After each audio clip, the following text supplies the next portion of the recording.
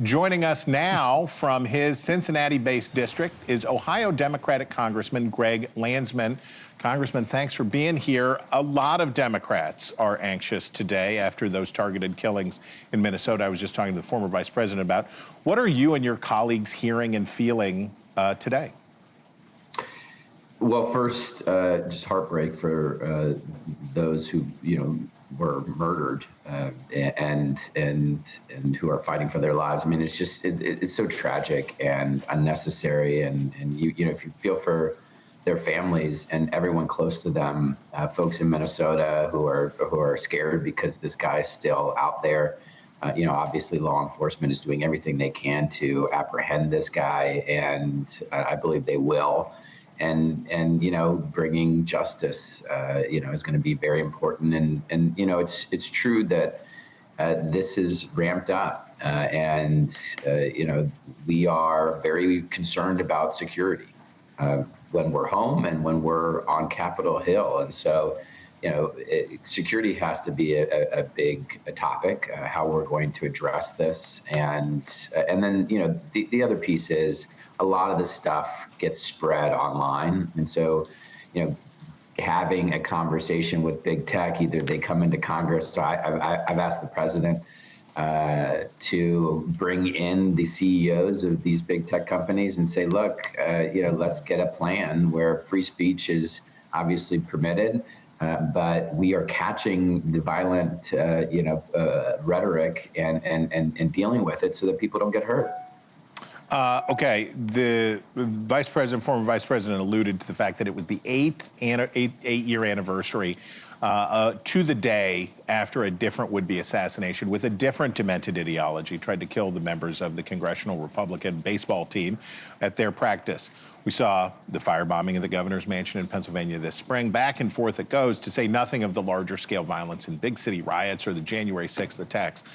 A lot of Democrats today are talking about the hateful ideology on the right as the cause of this latest violence, but neither side has its hands clean in all of this. Is that right? I think extremism is what you're looking at, whether it's on the left or the right.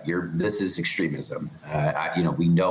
We don't know too much about this murderer in Minnesota, though.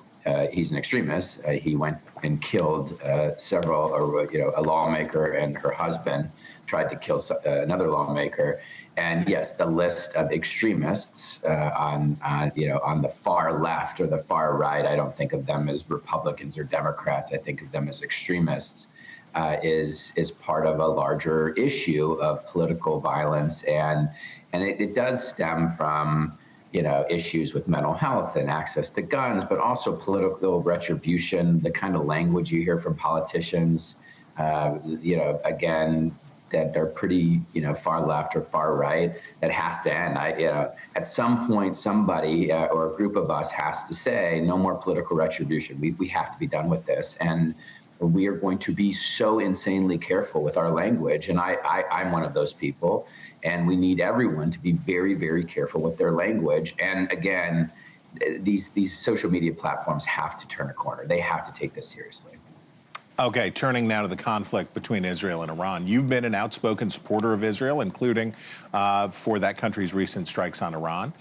But that does not always put you in the mainstream of your party, or at least in the majority of your party. Senator Bernie Sanders released a scathing statement calling Israeli Prime Minister Netanyahu an extremist and saying the strikes were an illegal unilateral attack that risks a full-blown regional war.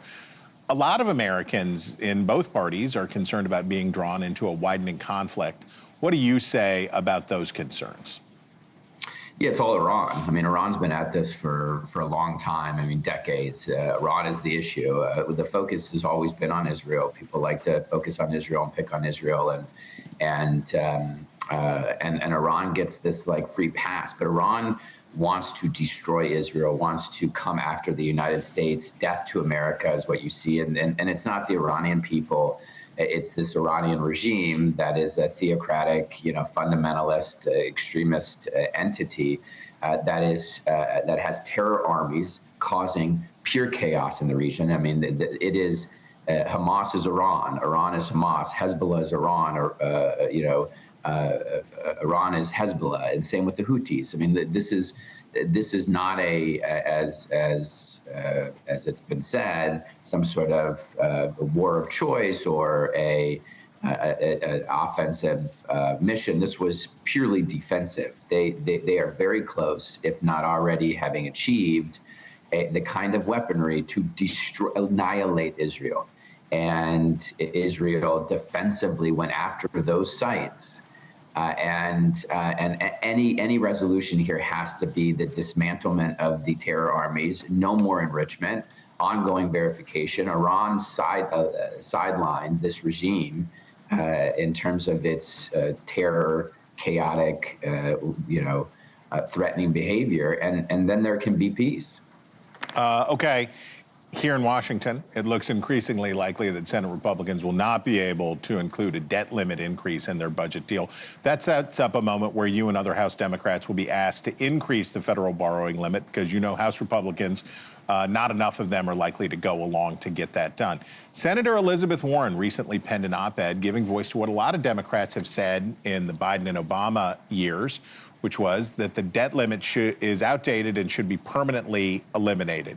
Can you go along with that idea that I think is gaining some traction among Republicans now, too?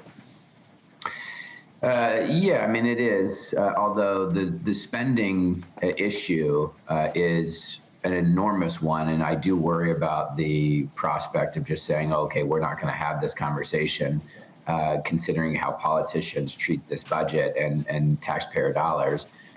This budget bill is a terrible bill, and the fix is very simple. Change the tax rates of the folks making the most money. I mean, the wealthiest people in this country, big corporate investors, if they pay just a little bit more in their taxes, not even pre-2017 or 2018 tax rates, just a teeny bit more, you don't have to add deficit spending. You don't have to cut healthcare.